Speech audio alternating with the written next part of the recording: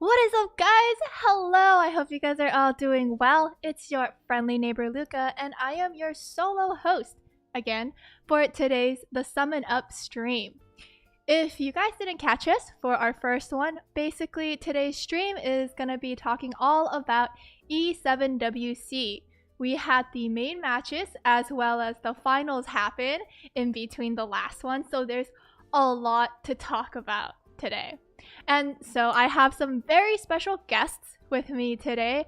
They were the same guests we had last time. And so without further ado, I'm just gonna welcome in Cannaaa and Light E7, okay? Hello, Cannaaa and Light. Welcome back. If you want to just introduce yourself really quickly, just in case, for the people who might not remember or haven't seen you guys around, possibly. You can go first this time. I don't wanna. You go first. Okay, hello guys. I was one of the casters for the E7 World Championship. If you did or didn't hear me, for I guess 2 months. I am a E7 streamer, and I'm here to talk about my experiences with the cast and maybe not get bullied by my co-host a little bit. Hello, welcome everybody. What do you mean bullied? Whatever. Hello everyone. Hello everyone. I'm light_E7. I'm also an E7 streamer and content creator. I guess that's it. That's all you got? That's all you got? Okay then. Anyway. We'll move right along to the first topic. So, Cannaaa, you were a caster, and Light, you commentated, just in general on E7WC. Could you, just kind of talk about what your experience was like doing it? Cannaaa, you can go first. Oh wait, who did you say? Sorry. Cannaaa. Okay. I was gonna say, I feel like the cast itself was pretty nice. G Clef, Jen, and I, like when we were casting, I thought it was like I guess like the time was the biggest problem, but I think in general, I think it was a lot of fun. The production this time around, I think, was much better than I think past E7 World Championships had, or I guess just in general, like all the AR stuff and. A lot of the matches were really entertaining. It was the first, and this is like the first time or the first E7 World Championship where I was very actively like paying attention to the competitive scene. So I thought it was very fun. Okay. How about you, Light? How was it? Just commentating on the games in general from your own stream. Oh, it was so much fun. Like yeah, it was super fun. Like the games were. They're really diverse, like the units people picked, besides like hand guy and stuff. But like, I don't know. I feel like a lot of the games were really different. They were like consistently exciting. Besides like some.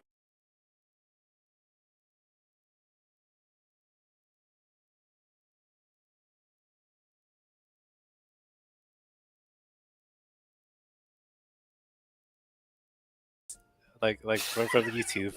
What? I would turn on the channel select music from YouTube, and then when the game starts, I would like turn that off and then turn on like my own like battle music. It was fun. Actually, okay, you say scuffed. Some people might say genius. Okay, like trying different things. Apparently the sound cut out and Cannaaa is echoing. But Cannaaa, what would you say was your kind of favorite moment in terms of casting, right? Like something that got you super hyped or just that you were like, oh my god. I think it was just kind of like the synergy I had with the other people in production. I think it was kind of nice to see how much, I guess, like effort that E7 or Smoggett, I guess, rather put into the production of this. And people will say certain things about like the matches, the players, whatever, like the units, all that stuff. But I thought that this was like a really nice, I guess, like step in like a more like official kind of eventsy, even if it's people will say like esportsy, whatever you want to call it. I thought it was like a really nice step in the right direction. We had YB, and that was really cool. And like everyone making memes about like YD. I just think that it was the first time where it wasn't just like when I thought about E7. I thought about like the E7 like patch live stream. It was kind of something to look forward to. It's like, oh yeah, and now we're gonna have like matches where our favorite players or like people that we know, and it's not just like some random person on ladder, is actually playing, and we get to like see their picks, their like thought processes, and then they'll like go into people's like chats after and say like, oh, this is my unit and all that. And I think it was just really nice because unlike every other I guess like live stream or any other production or event from E7, this one kind of felt like community, like you could have been a part of it if you were just like a competitive player in like the E7 world or in the E7 scene, which I thought was cool. Yeah. Someone, Robert in YouTube chat is like, did you lose your voice while casting, Cannaaa? At any point, did you feel like you've ever lost your voice? No, definitely not, because I mean there were three people to kind of well, I mean including myself, there were three people to kind of bounce like information and like things about. And I mean, I'm gonna be honest, like despite being a caster, there were some times where I was kind of just viewing or commentating or observing the matches like a spectator, where I, like the Shu like almost killing like Fairy Tail or like the Charles pick. I'm just kind of sitting there like, oh, I don't really know what to say about this. This is kind of crazy. I'm just gonna kind of get hyped up with you guys and like the match and all that stuff. And ultimately, I don't think there was any time that I lost my voice. I think like the night where I had to do like the Japan into like Europe, where there was like a 4-hour break, but I was too afraid to go to sleep. That was pretty rough. That was really tough. Yeah, but never losing voice, just like fatigue, I would say. Yeah. Don't worry, guys. We'll be working on kind of the sound stuff, so just bear with us for a little bit. But how about you, Light? Having pretty much commentating on your own end, saying you have a scuffed production value on it. How did you feel about just kind of doing that all on your own? What was your favorite moment from doing that? It was a lot of fun, honestly. And so like I used to watch a lot of League of Legends, and like I love the casting like in general from League, and like I feel like I was like kind of inspired by that by some of those casters. So like I wanted to like commentate like them and like get hyped at like the right moments and stuff. Do you have a specific caster that you were inspired by? One of the League casters. I don't remember who. I honestly, it's been too long. I don't remember who. Okay, well then we'll just move right along into the different matches. So overall, from the main matches and the finals, which one would you say was kind of like your favorite matches? I know I have a few, and I have some clips to show you guys. But first, I want to hear from Cannaaa and Light what your guys' kind of favorite matches were overall. I think a lot of Phantoms matches for me were some of my favorite, because it always felt like, there's like certain matches where even though they pick the funny or like the off meta unit, the match kind of just like the match just ended. And even though you got to see like whatever unit for a second, like Pirate Flan or something, didn't work until like like, okay, go next. It wasn't very memorable, but it felt like some of the matches that Phantom had, like the Charles, for instance, which I mean, like that was kind of I'm sure that's going to be everyone's standout moment yes. for a lot of people, because this unit is old and like how could this ever work? But like more than anything else, the fact that a unit didn't just die instantly and didn't just like do absolutely nothing in the match, I thought was like pretty cool. And despite anyone else's like pocket pick unit, I thought that this was like the first time an off meta unit was like, okay, yeah, I'm gonna start building that, and that's gonna be pretty cool. So that for me was kind of my favorite, I guess. So my favorite match was definitely, I think it was Hui versus Yuntuan. It was like the second day of the main bracket, and both of the Koreans won, right? Yeah. And then the next day, it was Hui versus Yuntuan, and it was such a one-sided set. It was inspiring. Like Yuntuan like pre-banned his mediator Kawirik from game 1, and just like destroyed him for that point. Like it was amazing. I don't know.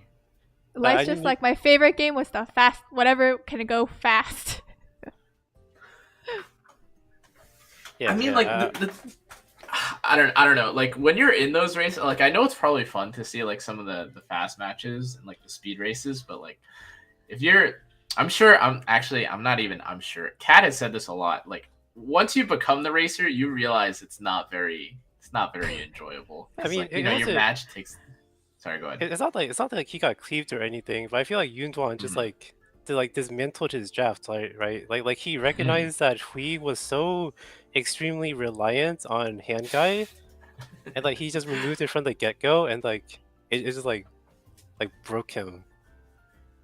I don't know. Mhm. I thought it was cool to Okay, see. okay. Light likes the mental games where it's like, ooh, how can I give as much mental damage to my opponent before this match to win? Just really, really, out drafting, or maybe not even out drafting, just out thinking, right?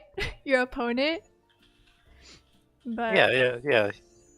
But like he had him wrapped up before the game even started, as far as I'm concerned. Mhm. Which is he's Yeah. just weird, like, cause I like already know. yeah, because Uh like it's like East World Cup, right? These are like the best players, so it's huh. surprising to see it so one sided. Yeah. Hmm. I mean, could that be just because with how the meta is right now that, there are just like that kind of handful of units, therefore people are going to kind of put in a lot of their, best gear and efforts into those units. So then when you take one of them away, it's just like, oh my god, what am I supposed to do now? Well, Unless you're Phantom. Unless you're Well, Phantom. it's actually kind of interesting that you mentioned that, right? Because like it felt like a lot of the players, especially the players from Asia and Korea, like I'm not gonna say nothing about their game plan or anything, but it felt like a lot of them were kind of stuck in their ways with like certain Mm. bans and they didn't want to play certain styles or they had like these preconceived like notions about like certain matchups, and then something that I thought was pretty cool was that you had like Yunduan and I think Phantom were the only two, if I recall, that actually decided to like mix up the bans and like start directly target banning people. Like I think who's it, Phantom or Yunduan? Someone like Mm-hmm. banned like APOC, and that was like the first Oh, APOC ban. Phantom. Yeah, it was like, which is like, wow, okay, now what? And then like you could Wasn't tell, that I don't versus remember who Gente? they. Yeah, and then like Yes, the it match was. kind of collapsed, right? Yeah. I mean, Which because is like yeah, Gente. So that was after Gente fought and played his series against Yunduan, and he picks a Yundon. Ravi pretty much every game. mm-hmm. And like, yeah, I mean, like that's just what I kind of mean, though, right? Like, um, it felt like there were regions that were like coming to play like their own game, and like kind of just show up, like this is what we know. And then there were like a few people that I think were there to kind of like lab and experiment a little bit, and change things up and kind of like unstable the ground. And that's kind of what I thought like Yunduan and Phantom were, in a way, and they did it successfully. So kudos and props to them. But I mean, yeah, I Really? think that's I really. thought Wait, who else did I you thought think did? I thought Yuntuan strictly played like by the book. I I don't mean, I like guess that's true, but like he was just like, really consistent and do didn't you like think ever this? deviate. Do you think the Sirmia, like whenever he pivoted into Sirmia, like Pillis, and then some games he played like it felt like he was the only person that was like truly flexible, whereas like everyone else was like, okay, let's race or like let's play like aggro pivot or like die to aggro pivot. Yeah. I mean, he was just playing standard, right? He was just playing Mm. reactively. Yeah. Mm. So maybe it's more of like he had a more diverse pool that he could kind of, go around in rather than sticking to very, very specific drafts where it's like you take Yeah. one person away from that draft and all of a sudden it falls apart. I think Yuntuan was like the only player who wasn't playing with an ego, because Yes. Ah. Yes. I know in Yes. one like in some of Tosaka Rin's matches, he Mm-hmm. kept trying to cleave this guy over and over, and like every time his Hmm. cleave failed, he would pre-ban an anti-cleave unit. Oh, cleave failed again. Let me pre-ban another anti-cleave unit. Oh, failed again. Let me pre-ban a third anti-cleave unit. Maybe I'll kill him this time. Oh, nope, I'm out. Is there maybe any other ego players that you might want to call out who may have not won the E7 World Championship who also had an ego? Uh, what do you think, Cannaaa? I feel like you're trying to. I feel like you're targeting Hmm? someone with that comment. That's crazy. I could have sworn someone was saying, maybe we should be a little more You can just say unchained a Gente. little bit. You can just say Gente. It's fine. Well, I mean, look, like Gente made it far, and like he did fairly well. So I mean, it's not as though he's like a bad player. But I mean, I think if you saw some of his matches and you saw the way that he played, you can't like Amelia outspeed C Lilius like WinCon. Okay, like that's not like what was it? Closer Charles outspeed F10A WinCon. Okay, not really something that I think most people can do, or So most people. are you saying Gente was overconfident in his speed? I mean, well, Phantom versus Jinte happened. I mean, are we revisionist, or are you gonna pretend that didn't happen, or what's I going think on?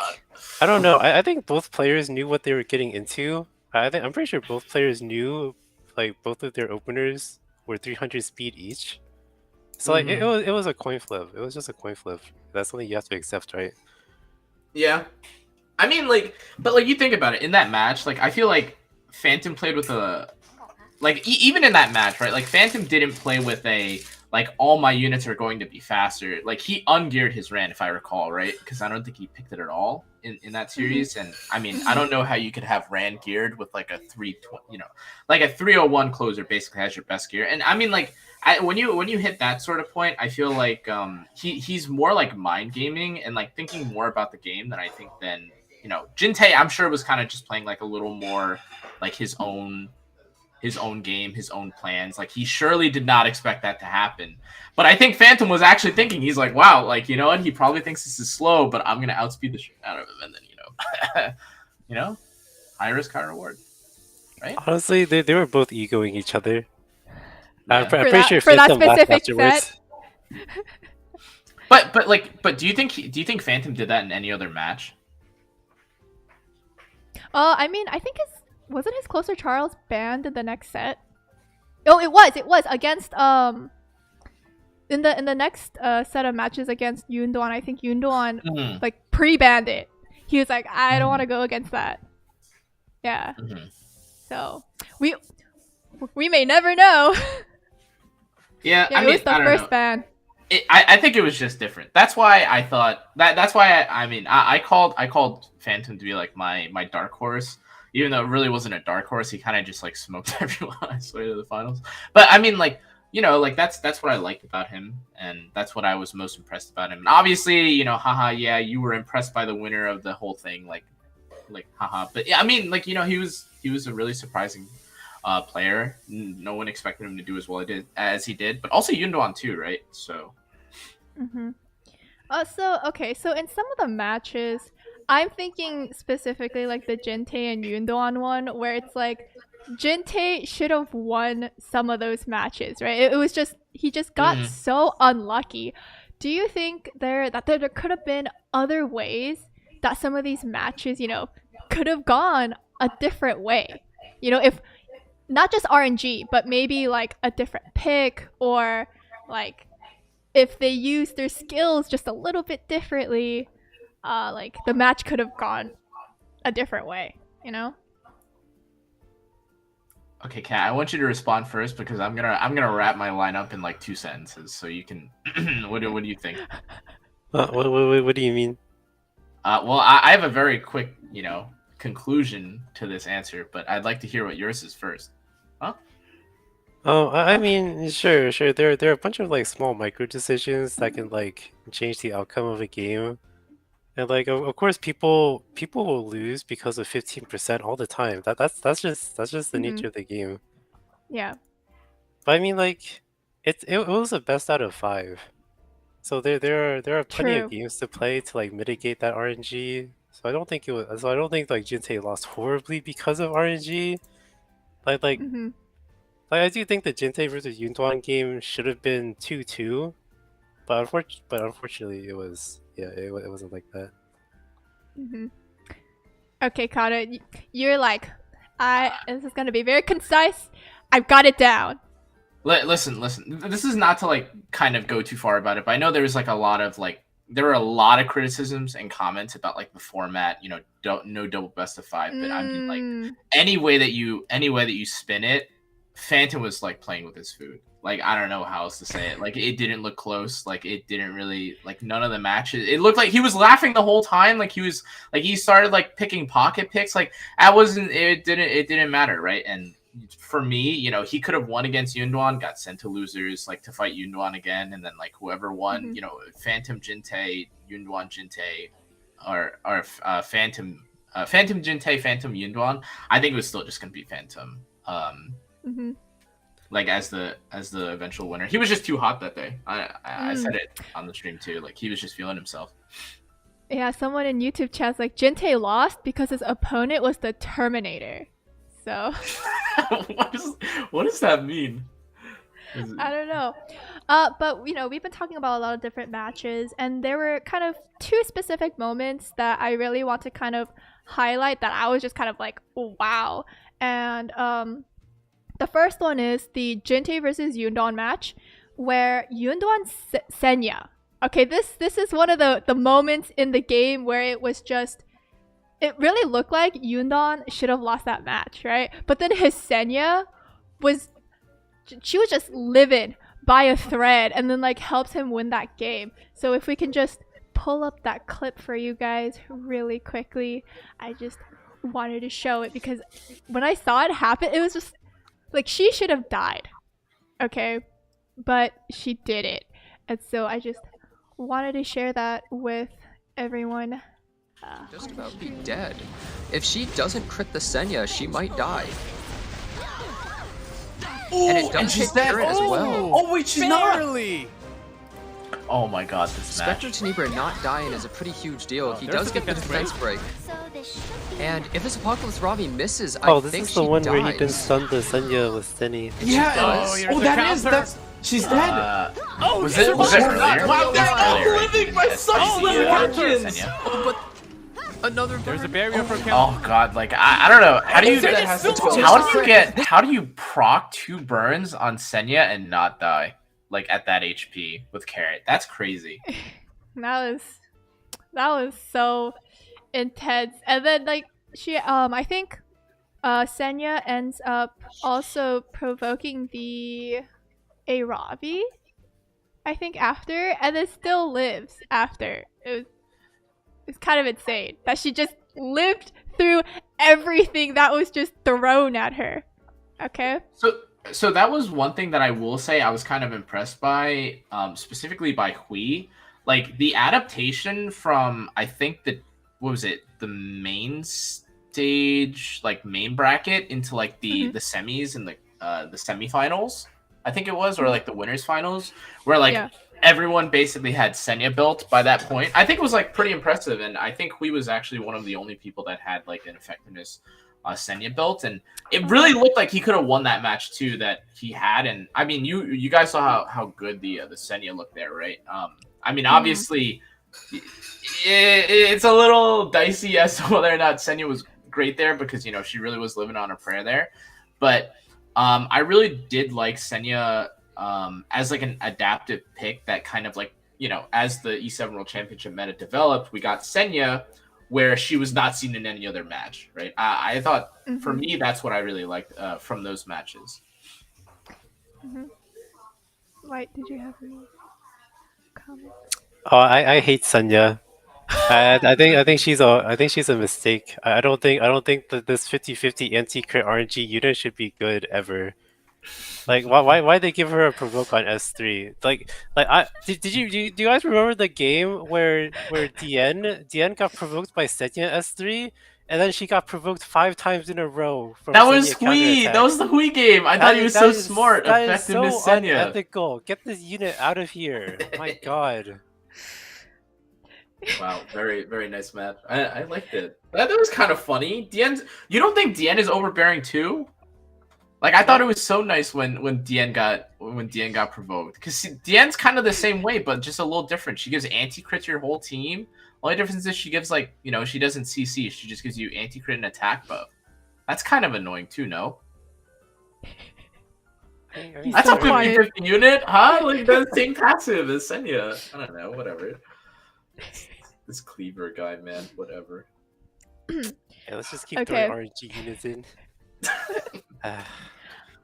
So, we were talking about this unit a little bit earlier and how he non-meta pick makes it all the way into finals, and Charles, okay, it was the first Charles, the only Charles of the entire E7WC, okay, and there was this moment in the Gente vs Phantom game, okay, where the Charles counter, okay, like correct your posture if you guys are slouching right now, like, okay, let's posture check everybody, okay, and I have a clip. I have another clip to show you guys of the Charles counter.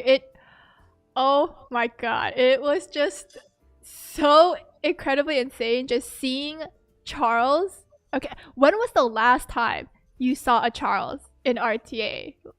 Realistically, right? It has been so long. And it's kind of interesting to see how he was kind of everywhere before too. It's interesting to see how units that were super strong just, you know, keep cycling around. But yeah, let's get right into that clip to show you guys. You can take out Charles. This is, oh my god. Oh my god. He crits. Charles! Okay. Oh my god. Your favorite unit. Almost just takes it out. Look at that. Wow. 4 HP. That was just, and I think that was actually, he posture checked so many times in that match too, and seeing Phantom just kind of like after he won, he was just like dancing and Well, like, yeah. I feel like, again, that was kind of something I was trying to touch on earlier. It wasn't just like an off meta pick, right? It was an off meta pick that, like, okay, you can argue other units to do well, but like he did what he had to do. He kind of was like the star of the match, right? It wasn't just like, oh, okay, anyone could have been holding Book or Aureus, like, okay, that's funny and cool and all, but like, you know, replace it. Charles was like stripping and killing and countering and PTSD. I don't know. I thought it was a very enjoyable match. I thought it was cool. I mean, more maybe more so than the Charles pick. I was just really enjoying Phantom, kind of just like laughing at all of his opponents. Like I thought that was pretty cool. I had a lot of fun with it. Yeah, it's just really interesting seeing on. I feel like there were actually a lot more different picks this year compared to last year. I think, I mean, correct me if I'm wrong, but I feel like there were a lot more, you know, non-meta units that came out in this year's E7WC, or at least that's what it felt like. But moving right along, so were there any players that surprised you guys other than Phantom, okay, in either the main matches or the finals that really surprised you, whether that's a good surprise or a not so great surprise? I would probably say, I think like surprising for good or bad, I think it's probably I don't know. I think Yunduan obviously is like the very easy I guess standout name from Global, who I think no one really knew about and then did very well. I think that on the flip side though, I was really surprised by how like lackluster it felt like the Asia server players were, and then I guess it kind of like balanced out for me with like Korea. I thought that Korea kind of like picked it back up. They kind of had, you know, they had more life in them, and they were a bit more adaptive after they like got sent to losers. But I mean, like Asia server, like Tosaka Rin had like so like in the interviews it was not like, oh, better watch out for Phantom or Yunduan. Like, oh, it was like Gente, DYR, and Mm-hmm. and Tosaka Rin, right? And that was like the Mm-hmm. first time where like everyone just said like, oh, you don't want to fight these three people, and then all of a sudden you see all of them in losers bracket, and I was like, wow, that's that's crazy, because like I'm sure when people were first entering the losers bracket too, they were not thinking to themselves like, oh yeah, well, like I got sent to losers, time to fight like like DYR and Tosaka Rin. They were probably thinking like, oh, Yunduan, like Phantom, like maybe Yule, like one of these players at least, right? Not so much Like the the newer others. names. Mm-hmm. Yeah. Mm-hmm. What about for you, Light? Was there anyone who has kind of surprised you, either as like a player or players? Yeah, so coming into the tourney, I kind of hyped up DYR and Asia players in general, cause I pretty much learned RTA from these people. It's just like watching them Oh. play, or Uh-huh. I studied the Asia prelim stuff before the ESL World Cup, and like I thought they were really good, but then they just got rolled. And I don't know, it was a little disappointing. Like, why are my Asia overlords getting smashed by these Koreans? What happened? I mean, could that be because kind of how we were talking about how they are kind of really stuck in very specific patterns and ways, and when there is a very specific pattern and way, people are going to try to look to see how they can kind of destroy it, right? And so do you think that because they have like such a very set thing that like the Korean players and like the global players were able to be like, ooh, I know specifically how to beat my opponent now, because they just have a very black and white type of play style? Yeah, and I feel like the Asia players, like they weren't prepared or anything. I felt like they were just going Yeah. into it, and they're like, I'm just gonna smash this guy. Just another day on the ladder. Nope. Oh, so ego again. Wait, Yeah, this ego. all just full circle. I mean, don't know. like, Full circle. I mean, but like that's kind of just how it is, right? Like you could tell the players that like did their research and like started pre-banning and then like had a specific game plan, and they knew like what units were like going to be strong or weak, or what players were reliant on X, Y, or Z. And then like you could tell the players that were like, okay, I'm playing on ladder, here we go, like this pre-ban, but like we're on round mode, right? Like I'm sure, like Kat, like what were you gonna say? Like I'm sure you can attest to it, right? I just feel like there was a lack of respect in this tourney. Especially another thing. So Damn smashed Tosaka. Wait, did he smash Tosaka Rin? I think he did. I think he did, yeah. Who's like pretty similar to Gente, and then Damn for some reason started deviating from his original draft completely against Gente. Like he would prioritize Mediator Koeric against Tosaka Rin, but then he started prioritizing Conqueror Lilius against Gente and got smashed when he did that. So like that change, that switch up was really weird. I'm not sure why he did that when he was like doing so well.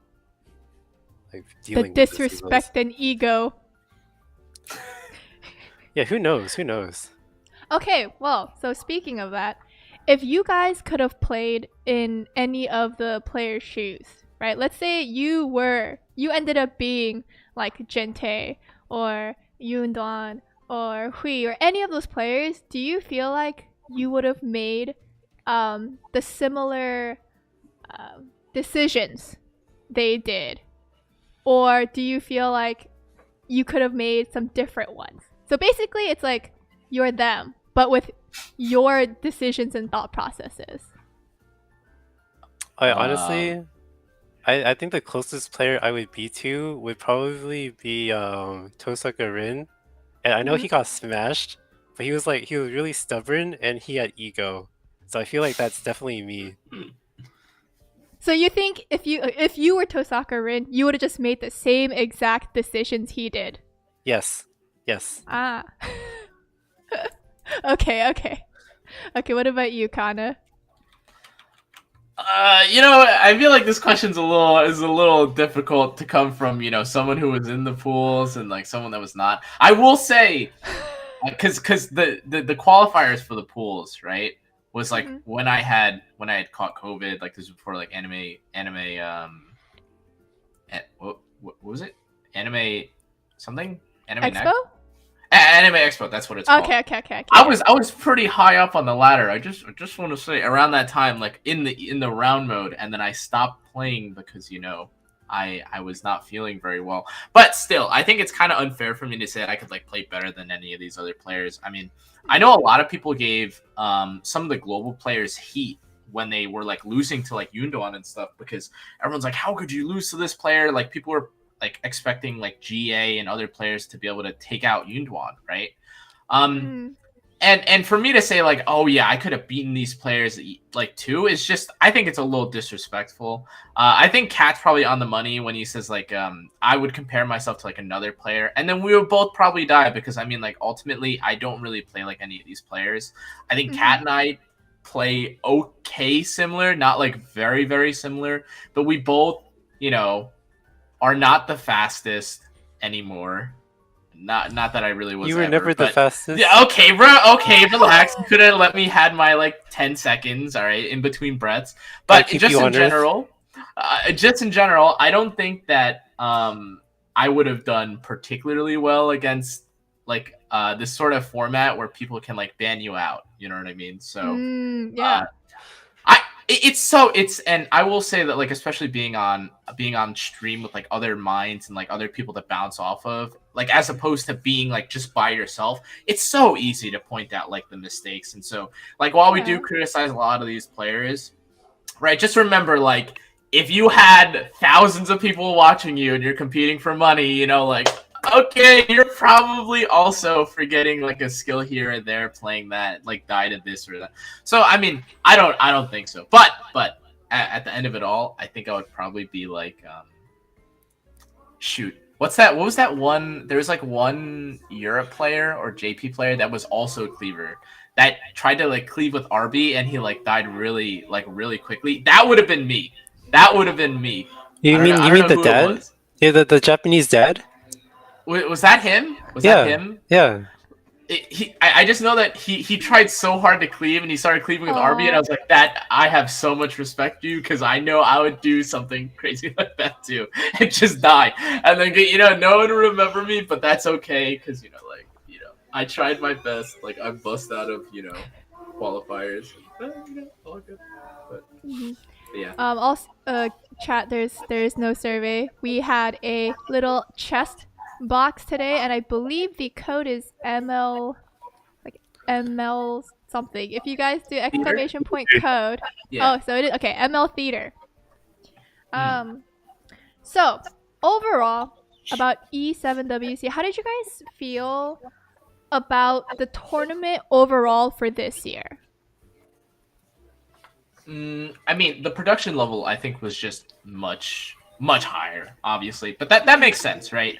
We had like our first like test year of like the E7 World Championship. We saw what worked, what didn't work, and then now and we're dealing with like COVID and stuff, so it's like a little, we're not quite there yet, and there's like other stuff going on in the world that I'm sure everyone knows about. But I think it was nice that we are making I said this before, like we're making treads towards trying to make this more official, and regardless of the game state, like the players, the whatever, it feels nice that we're like willing to, or like Smoggy is willing to give this like a real try, right? Like whether or not it's, I mean, I think it was successful, to be clear. It's not whether or not it is or not. I think at some point I was checking, but we were like we're in the like top 15 of like all categories on Twitch during the E7 World Championship. That was cool. We beat, I'm pretty sure we did beat Fortnite or something, in the middle of the night. But I thought that was pretty cool, but I mean, last year I wasn't really involved, but I think even meta wise, I think a lot of people were upset that midway through the tournament, like the meta shift hard, right, into Carrot. And then we just saw a bunch of Carrot, and that was it. And everyone was trying to figure out how to beat Carrot, which was not very fun. So then, this tournament, I think, was nice because we had the breaks. Though I know there was some, like, pushback on whether or not, like, the break should have been so long and like it's a 2-month tournament. I understand some growing pains or some like birthing whatever pains about that. But anyways, I still think it was much better than last year. How about for you, Light? So this is the E7 World Cup, right? So like, why was like everything centralized on like Korea? Like okay, let's be Well, honest. Let's be honest. But Let's be. Korea had a little bit better production, but also the times of the games. Come on, they start at 11 p.m. my time, but they start at noon Korea time and 5 a.m. EU. What the heck? It's so Well, hard to watch the games. yeah, if you think about it though, it originates from Korea. So it's okay. So I'll move on to the next where it's like, how do you think it could be improved? So in a global sense, then, right? How would we make it more globalized? Fly me out to LA. Perfect. All right.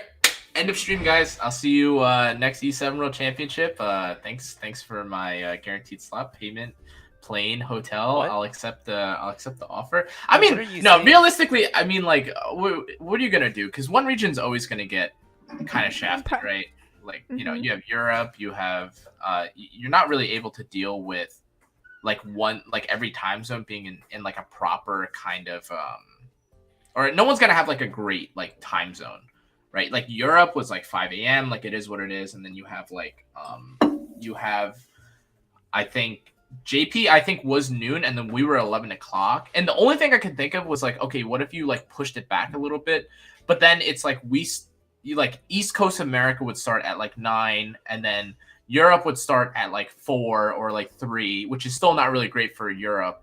And then like it's not very great for Korea too, because they have to be ready to go live at 9.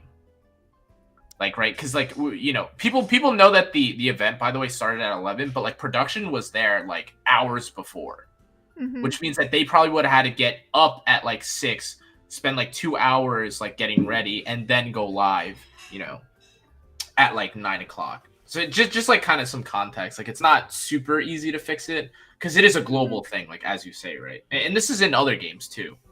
But yeah. Someone in chat's like, eliminate time zones. Yes. Ah, perfect. Just eliminate them. Well, that's pretty good. I like that idea. Let's just pretend they don't exist. Okay.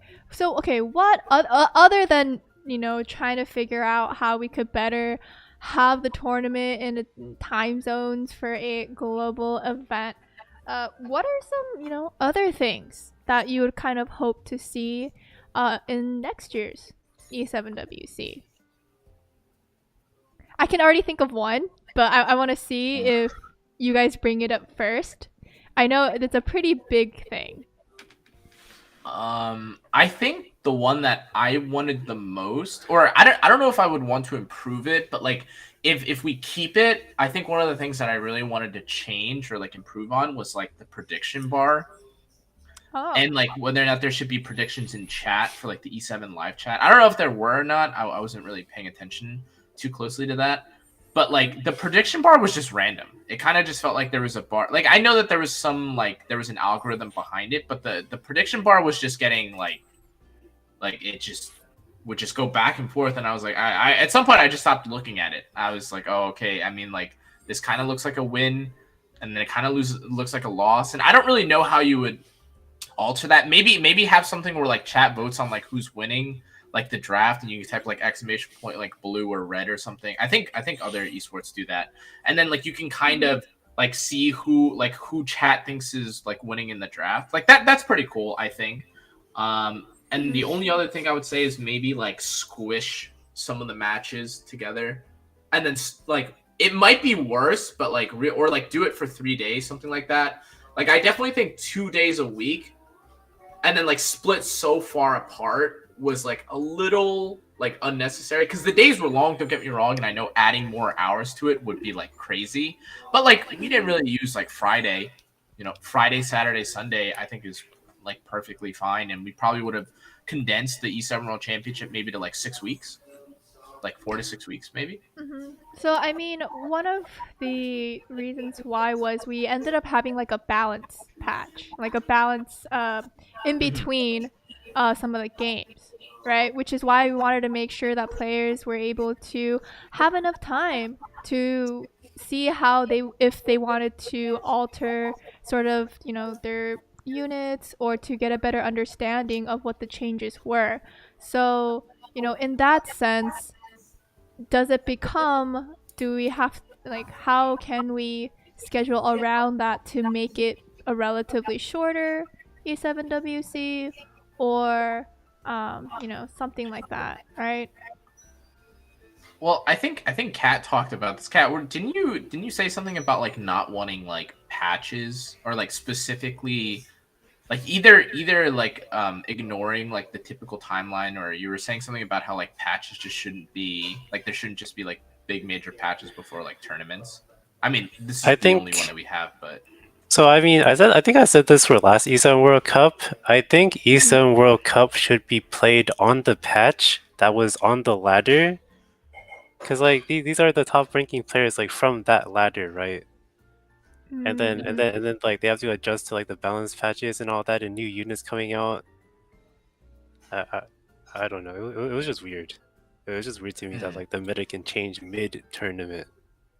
do you Mm. think do you think that like so you said that you watched like a little bit of like other esports, Cat, and normally there's like other esports where the game itself, or like the tournament, the ongoing tournament, is like a few weeks behind the actual live game, and then when they go to like their big like worlds event, there's usually like 2 weeks where like they practice, and then like the patch that they play on is like more current. Do you think that like if before the E7 World Championship, like you like they specifically gave like 2 weeks for the players to prepare, like just for that meta, or like the patch that was about to come out, like do you think that would be better, where it's not like an evolving, like it's not the one that they necessarily played on when they were in like the qualifiers, or like the, you know, the ladder to get into it, but like an isolated like 4 week meta that doesn't change? Do you think that would be better?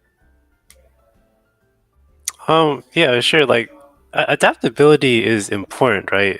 But like, there's already like a lot of adaptability in the draft with like all the pre-bans and stuff. Hmm. It's like that extra layer is kind of a, I don't know, it's kind of a pain. I don't Hmm. know.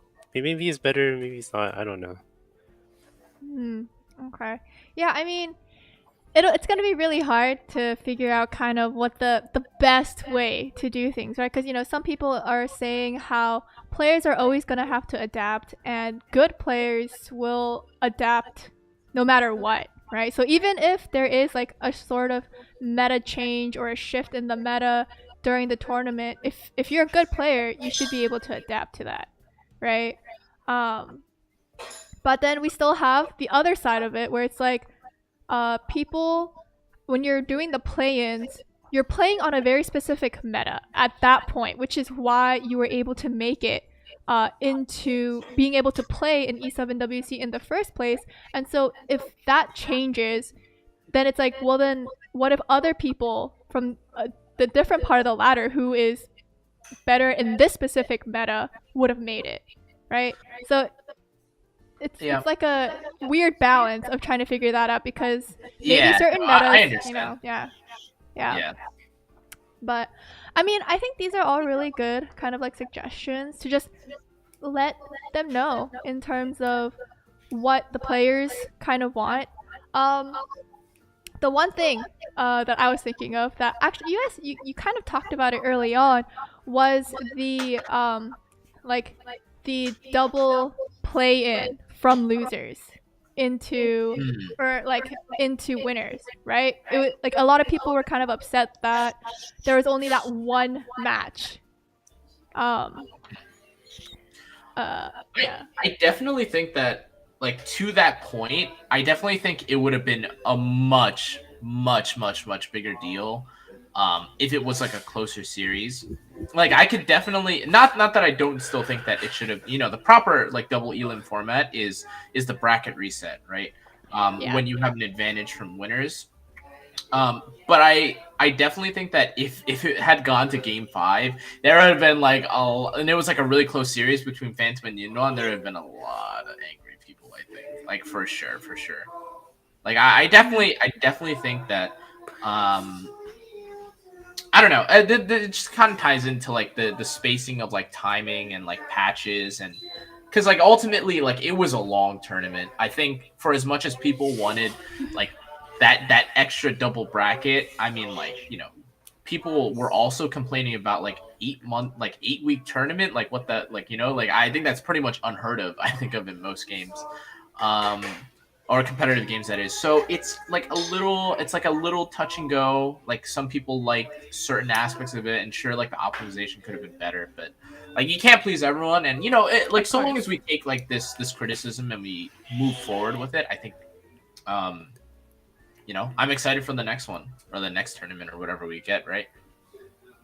I mean, I felt pretty bad for Yuntuan because everyone except Yuntuan had a second life, and then as soon as he loses, he's done. Yeah. Yeah. I know. It's just kind of like what's kind of the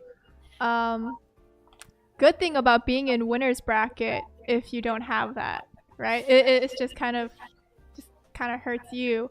So I guess maybe next year it's like try and just condense it, right? Maybe do it over 3 days instead of 2. We can get more matches in. We're always gonna have people who feel like it's too long, right? I think that's just how it can also depend on the meta, right? Maybe the next meta when we go into the next E7WC is a Frenzy 9 sort of meta. We never know. So it's like how can we make it better for next year, and some of the things, make it 3 days. Condense, put more games into those 3 days. If we're doing double elim, do a double elim with a bracket reset, things like that, and then go from there, right? And so we're it's just about to run out of time, but how about people in chat, is there anything kind of you want to ask our content creators here that we have with us regarding kind of E7WC or anything? I think I saw some things earlier, but the chat moved and I couldn't see you guys. I do want to apologize to TVV because she's not going to get an Archie plushie because there is no Ren. But next time, right? Next year. Championship. Yeah, I think someone asked did any of the E7 World Championship predictions win, and I don't think so because I think Fairy Tail was either banned out, right? And wait, what? Wait, did I miss something or? Oh, no. Well, speaking of predictions, okay, we have the predictions from last time. Okay, this is what people were saying. Okay, we had unknown character 14 say Sharon wins the final match. We had Stefano He say Mediator Koeric and Sage Vivian win in finals. TVV said Rem doesn't counter on any AoE. And then Derp the Jag said Fairy Tail Tenebria lands 1 out of 8 debuffs in the final match. Unfortunately, none of them came true. Lucky. Nobody picked her, so she didn't count. No, but she had to be in the game, right? She had to be in the match. Yeah. And that doesn't count. Okay, relax. We also had some of the guesses from last time. Okay, just in case you guys don't believe me that these were what people predicted, I have a very special way, okay, to show you guys. If we can go over. Okay, we had me.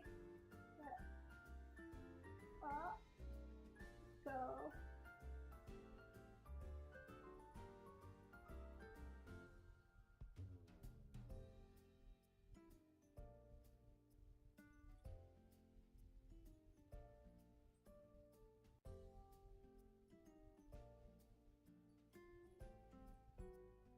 Man.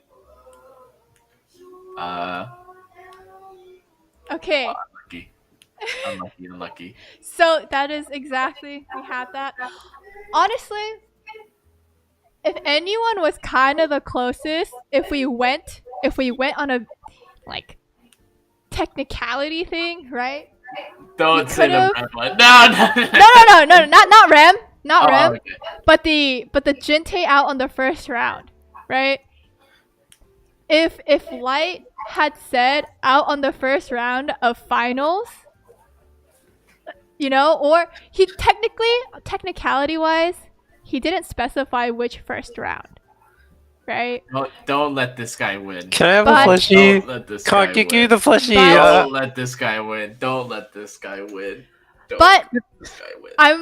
I'm gonna ask chat. Okay, chat. I want you guys to tell me. Do you feel like what are your guys' thoughts?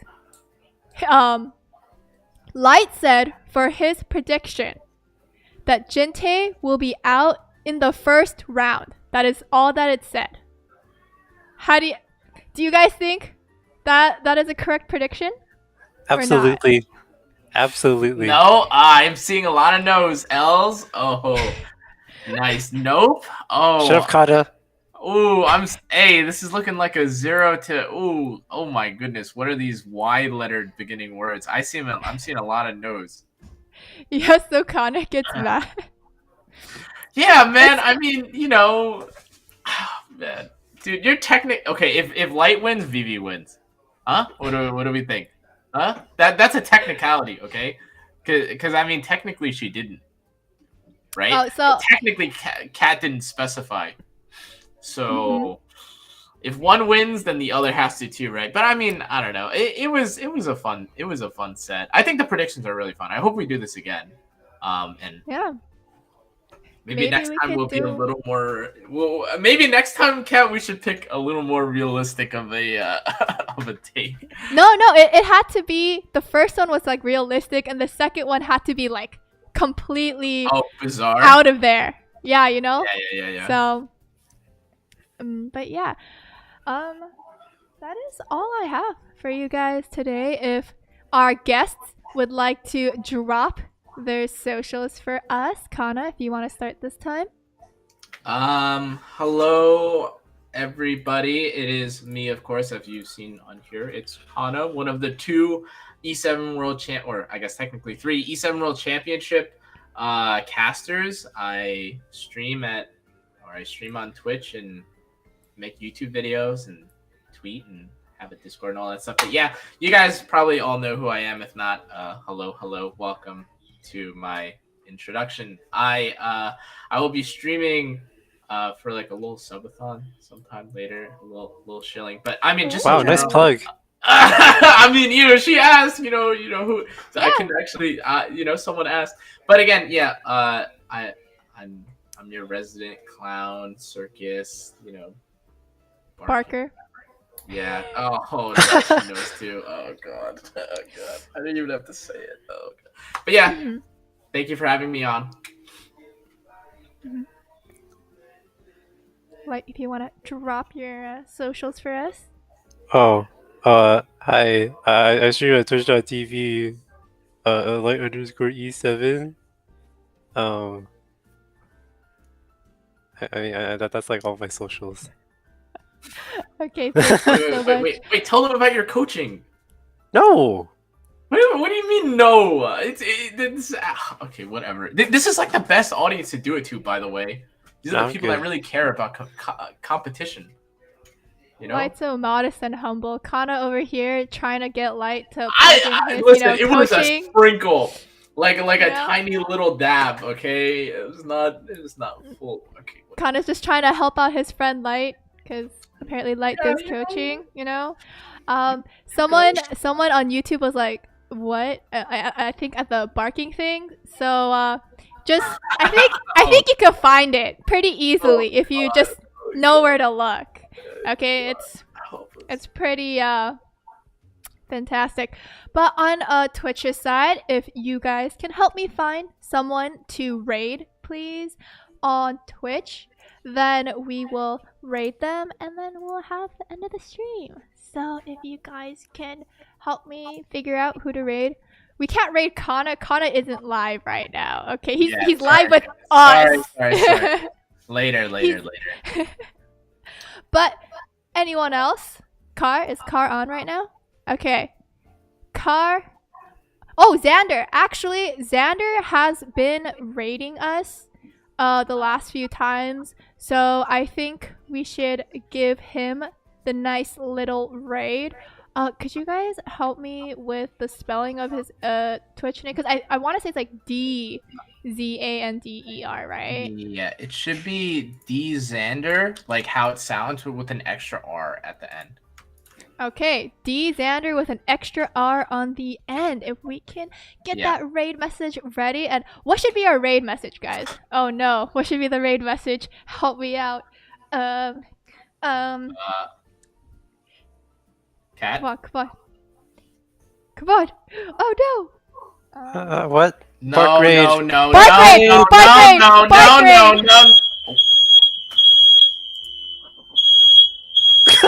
Bark. Okay, guys. Okay. But thank you guys so much. I will see you guys in next week's stream. Okay? Good night, good morning, good afternoon, wherever you are. Goodbye.